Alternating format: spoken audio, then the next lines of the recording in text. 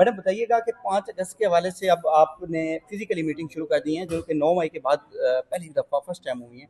क्या कहना चाहेंगे और क्या देख रही हैं पार्टी में? पार्टी उसी तरह जिस तरह पहले थी वैसे है या कुछ चेंज आ गया है? बिस्मिल्लाहिर्रहमानिर्रहीम इय्याका नअबुदु व इय्याका नस्तईन। देखें, लैंडमार्क्स होते हैं कुछ चीज़ों के, कुछ तहरीकों के, कुछ स्ट्रगल के। तो मुझे तो सबसे पहले तो मेरे लिए ये फ़ख्र की बात भी है कि पार्टी की फ़िज़िकल मीटिंग्स हो रही हैं और तंजीम की फ़िज़िकल मीटिंग्स हो रही हैं। इस पार्टी ने, हमारे लोगों ने, हमारे लीडरान ने, हमारे कारकुनों ने जितनी तकलीफ़ें सही हैं, उसके बाद दुनिया ही हमारी तो चेंज हो गई थी। घरों का पता नहीं था, कहाँ बैठकर कौन किससे ज़ूम मीटिंग पर बात कर रहा था। इतना भी हमारे लिए होना, ये भी खौफ के बुत तोड़ने के बराबर है। और मैं इसमें अप्रिशिएट करती हूँ जो लोग आ रहे हैं, इसका हिस्सा बन रहे हैं। इस वक्त तंजीमों को नोटिफाई करके उनको फ़ाल करना और ग्राउंड तक लेकर जाना, ये चीज़ें बड़ी इंपॉर्टेंट हैं। मैडम 5 अगस्त के हवाले से बताइएगा कि क्या प्लान है अब, पहले की तरह होगा या इस दफ़ा कुछ चेंज है? देखिए जी, जो भी प्लान आएगा, आपको पता है, हमने तो कोशिश और हिम्मत करनी है और इंशाल्लाह अल्लाह रब्बुल इज़्ज़त कामयाबी भी देगा। हम कोशिश करेंगे, पूरी कोशिश करेंगे। पंजाब कप्तान का है, पाकिस्तान कप्तान का है, 25 करोड़ अवाम कप्तान की है, वो कप्तान के पीछे निकलती है। हम लोग तो सिर्फ वो लोग हैं जो नुमाइंदे हैं उनके, जिन्हें अवाम सुनती है, हमारे कारकुन इज़्ज़त एहतराम देते हैं, दैट्स ऑल। लेकिन मुझे ये पता है कि अवाम सिर्फ खान साहब की कॉल पर लब्बैक कहती है, और जब भी वो लब्बैक कहेंगे तो अवाम लब्बैक कहेगी, चाहे वो पंजाब की हो, KPK की हो, सिंध की हो या बलूचिस्तान की हो। हम अपनी पूरी कोशिश कर रहे हैं। हमारी कोशिश ये है कि एटलीस्ट जिस बंदे के पास नोटिफिकेशन ऑफ द पार्टी है, या जो हमारे टिकट होल्डर्स, MNAs, MPs हैं, वो ज़रूर इस तहरीक का हिस्सा बने।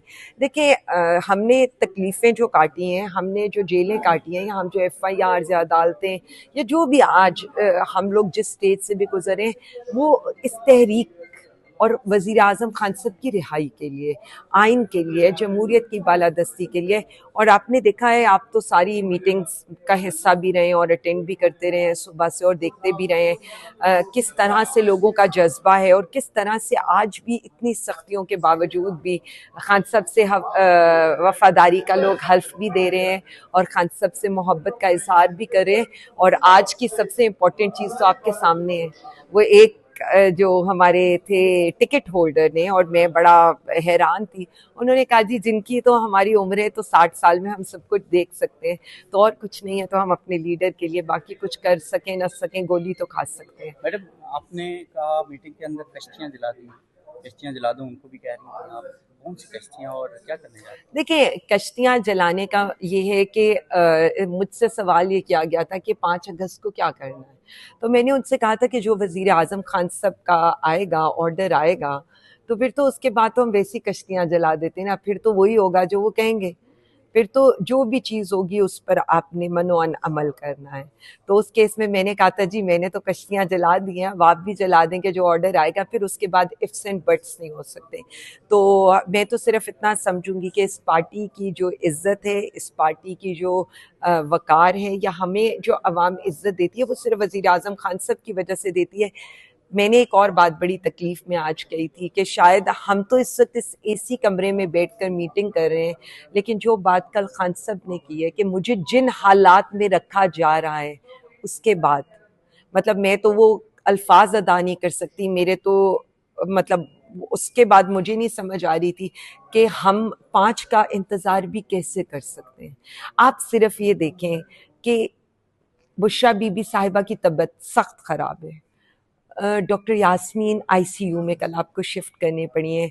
वज़ीर आज़म खान साहब के साथ आप जिस तरह का जुल्म, जिस तरह का सितम कर रहे हैं, 22 घंटे आप उनको सेल के अंदर बंद करते हैं, तंगो तारीख सेल के अंदर, उस सेलन ज़दा, उस मतलब इस वक्त जो ह्यूमिडिटी है उसके अंदर वो जिस तरह रह रहे हैं, उसके बावजूद भी वो शख्स ये क्या कह रहा है, वो यही कह रहा है अपने लिए निकलें। उसने कभी आपको ये नहीं कहा कि उनके लिए निकलें।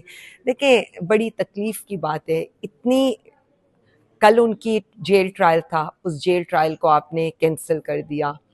आप वकला से मीटिंग्स नहीं होने दे रहे, फैमिली में अलीमा आपा आपसे मुलाकात नहीं कर पा रही, हमारी लीडरशिप की मीटिंग के में आप किसी से उनको मिलने नहीं दे रहे, आपने उनकी आइसोलेशन करके एक शख्स को आप तोड़ नहीं पा रहे।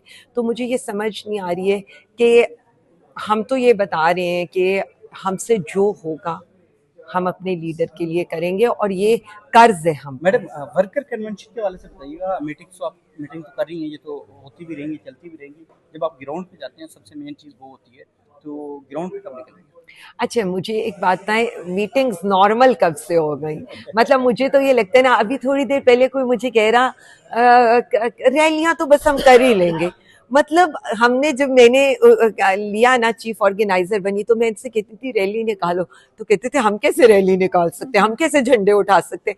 मतलब देखिए, हमने तो कन्वेंशन किए हैं, लाहौर कन्वेंशन आपके सामने है, उसके बाद अगला वुकला कन्वेंशन आपके सामने है, समड़ियाल के इलेक्शन में समड़ियाल का जलसा आपके सामने है। अल्हम्दुलिल्लाह ये सब कुछ किया, तो आपका क्या ख्याल है हम पीछे हटने वाले हैं? देखिए, कन्वेंशंस जलसे, वो मैं अभी एक मीटिंग करने जा रही हूँ, हम अपने रीजनल प्रेसिडेंट्स के साथ एक फाइनल वो करने जा रहे हैं कि हमारा नेक्स्ट प्लान क्या होगा मोबिलाइजेशन का। बट ये सारी चीज़ें, ये तो पॉलिटिकल एक्टिविटी है, मुझे लगता है अवाम कहती है ये तो आप कर ही लेंगे, आगे चलें। अच्छा, और क्या करेंगे मुझे आप? एक चीज़ बताइएगा, कोई पार्टी में इख्तिलाफात है? देखिए, मेरा तो किससे कोई इख्तलाफ नहीं है, मेरा कॉज, मेरा मकसद, मेरी जदोजहद इतनी बड़ी है कि ये बहुत छोटी बातें हैं मेरे लिए। और मेरी ज़ात बहुत अरसा पहले पीछे चली गई थी। मैंने काफ़ी अरसा पहले, जब मुझे किसी ने कहा था, तो मैंने ये कहा था कि मैं अपने साथ किया हुआ सब कुछ माफ़ कर दूंगी, अपने कारकुनों के साथ हुआ एक ज़ख्म भी माफ़ नहीं करूंगी, एक लफ्ज़ भी माफ़ नहीं करूंगी। मेरा कॉज इतना बड़ा है, मेरा मकसद इतना बड़ा है, मेरा लीडर जेल के अंदर है, उसकी जो हालत है, उसके बाद मेरी ज़ात की कोई औकात अच्छा नहीं मैम, रह एक लास्ट जाती। सवाल है मेरा। मुझे बताइएगा कि वर्कर की तरफ से कुछ इतराज़ आते हैं कि कुछ लोग जो हैं ऐसे भी मौजूद हैं अभी भी ओहदों के ऊपर, जो खान साहब के लिए काम नहीं करते और नहीं करते। उनको आप क्या पैगाम देना चाहेंगे कि उनकी जो चीज़ें हैं जो काम नहीं करते, या वो किसी और पार्टी के साथ जुड़ गए हैं और अभी भी आप ओहदेदारान हैं, तो जो लोग आपको देख रहे हैं, जो जिनके इतराज़ात हैं, उस पर क्या कहना चाहेंगे? देखिए, मेरा तो एक ही लाइन में मैंने जवाब दे दिया था, और मेरा जवाब वही है। अभी भी ये आज सुबह से यही एक बात चल रही थी, और आपके सामने खान साहब का क्लियर मैसेज है। मैंने जहाँ भी बात की है, मैंने ये की है कि मैं पंजाब में खान साहब की नुमाइंदा हूँ। अल्लाह रब्बुल इज़्ज़त ने मुझे इज़्ज़त दी है, उसके बाद खान साहब ने मुझ पर एतमाद किया और कारकुनों ने मुझे इज़्ज़त दी है। देखें, मेरे लिए इम्पोर्टेंट वही है जो काम करेगा। और मैंने यहाँ पर एक ही बात की है, ये मैंने लोगों, यहाँ जितने लोग थे, मैंने कहा किस तकलीफ से मेरा लीडर ये कहता होगा जो काम करेगा वो रहेगा और जो नहीं करेगा वो चला जाएगा, छोड़ दो। कारकुनान की एक्सेस कैसे होगी, कैसे आप बताएंगे? वो उसके लिए बताएं, देखिए, कारकुनान को तो थोड़ा। कारकुनान की एक्सेस शायद मेरे तक तो बहुत ज़्यादा है, और मैं कोशिश भी यही करती हूँ, सबको पता होता है कि मैं कहाँ जा रही हूँ, कर रही हूँ, मिल रही हूँ। और मेरा ये ख्याल है कि अब तो मुझे, जब ये ग्राउंड एक्टिविटी स्टार्ट होगी, तो मैं एक टैग करना चाहूँगी, पिन उसमें, कि आप में आपके हल्के का कौन सा तंजीमी ओहदेदार और कौन सा MNA MPa ticket holder active है या नहीं है। तो मेरा ये ख्याल है कि ये फैसला आवाम को करना है, अगर अभी मेरी आप जिम्मेदारी है। और मैंने अभी आपके सामने भी मैंने सबको यही कहा था, जो कि मेरे पास 144 पंजाब के हल्के और 297 प्रोविंशियल के हल्कों की, मेरा काम खान साहब को रिपोर्ट देना है, फैसला खान साहब ने करना है। देखिए, पार्टी उनकी है, बाकी फैसले उनके हैं। मैंने आज भी यही बताया था, ना मेरा कोई ग्रुप है, ना मेरी कोई एफिलिएशंस है, ना मुझे किसी को कोई ओहदा, या ना मुझे किसी को कोई मैं किसी से मुझे है।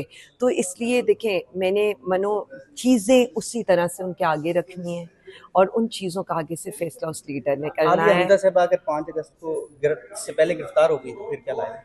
देखें जी, ये पार्टी बहुत बड़ी है। आलिया हमसा तो सिर्फ आपको नज़र आ जाती है तो आ जाती है। देखें, ये तंजीमें, ये ऑर्गेनाइजेशन, मैं आज भी आपको ये कह रही हूँ कि अल्लाह का शुक्र है, पीटीआई में हर कारकुन लीडर है, हर कारकुन लीड कर सकता है।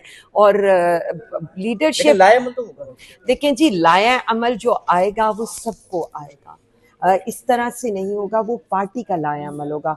और बाकी रह गया मुझे आपने करके देखा था जेलम में, मैं तो अपना प्लान 15 दिन का देकर गई थी, अल्लाह ने मेरे पर करम किया। और जिस दिन से मैं आई तो उस दिन अगले दिन ही हर गांव-गांव में एक्टिविटी हो रही थी और यौम तासीस मनाया जा रहा अच्छा, था। अभी एक सवाल मेरा, आप जैसे जब आपको ओहदा मिला, माशाल्लाह आपने बड़ी ज़बरदस्त बात की कि फ्रंट से हम इस वक्त लीड करेंगे, अब कारकुनान को गोलियां नहीं लगेंगी, अब कैंडिडेट जो है वो सामने फेस करेंगे। अभी इतनी मीटिंग्स करने के बाद आपने तो बिल्कुल ये प्रूव किया है, लेकिन इतनी मीटिंग्स करने के बाद आप क्या समझती हैं कि ये जो हमारे टिकट होल्डर हैं ये इस आपकी इस बात पे अमल करेंगे? क्योंकि मैं वर्कर ये समझता है कि अगर ये इस पे अमल कर दें तो इनकलाब आ जाएगा। जी देखिए, मैं आपको सिर्फ इतना बता दूं, मेरा काम है सबको खान सब का पैगाम पहुंचाना। मेरा काम है, अभी तक अगर आप सारे इवेंट्स देखें तो हमने प्लान ही इसी तरह किए। हमने सारे इवेंट्स में इस्लामाबाद हाई कोर्ट हो जाए, लाहौर हाई कोर्ट हो जाए, कॉल जो गई है वो टिकट होल्डर्स, एमएनएस, एमपीएस के लिए गई और तंजीमी अहदेदारों के लिए गई।